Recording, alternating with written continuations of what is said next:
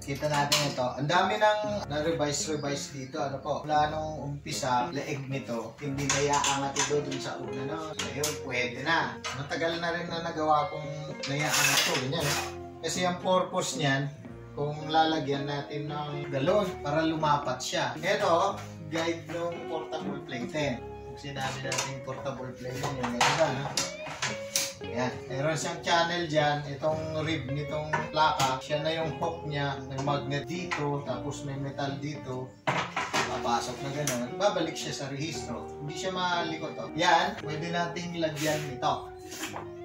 Yan, ano po. Merong hahawak dito sa lamiseta niya maliit na siya rin hahawak dito. Papalitan lang, kumbaga component.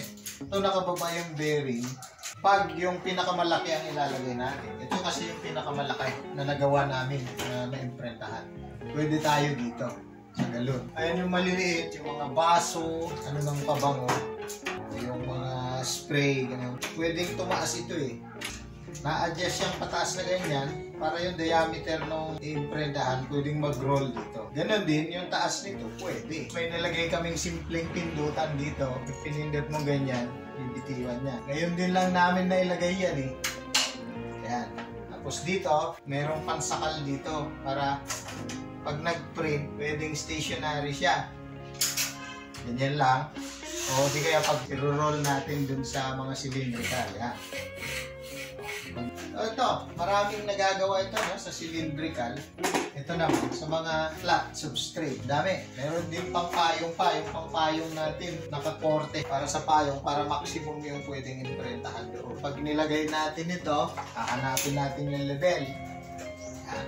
Bababa siya ganyan. Pag masyadong mataas na ganyan nakaangat, hindi siya naka-level, tataas natin. Pag nakuha natin yung tamang lapat, saka natin higpitan dito. Yun po, parang yung sa pag-adjust ng off contact na sinasabi. Kasi, pag inalis natin to, yuyukod siya. Halimbawa, yan yung level. Ano?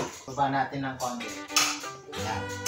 Pag yan yung level niya, kasi meron din tayong plain na lamesang ganyan. Pag nilagay na natin to, medyo umangat siya kasi nga ay pinaka-level.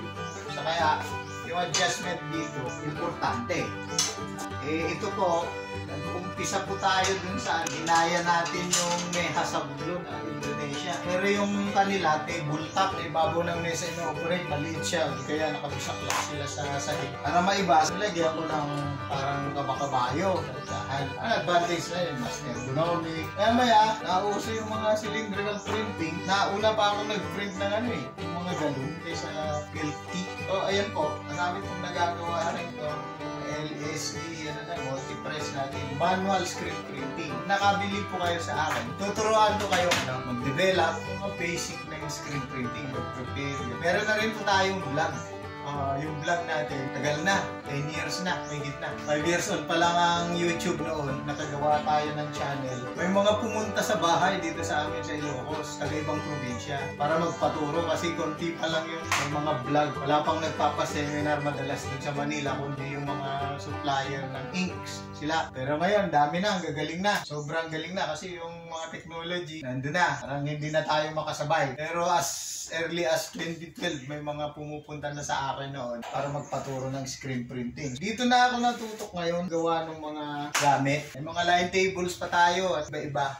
Ay, pinakauna ko ang yung stretcher. Maalala niyo yun. Makikita niyo dun sa yun po yung una kong product. Libre na yung pagturo ko. Halimbawa, nakabili kayo. Pinaka-basic na paggawa ng stencil.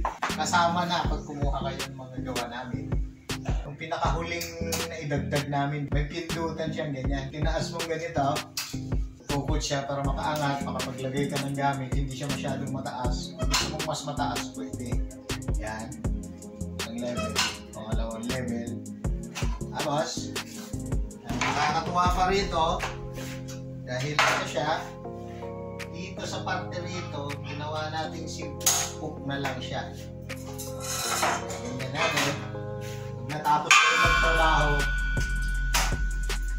yan, yan, kupin yung ganyan. Tabi na to. Ganyan.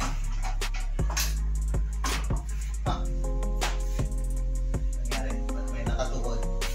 Isin na lang. Yan. nakatabi na siya ganyan.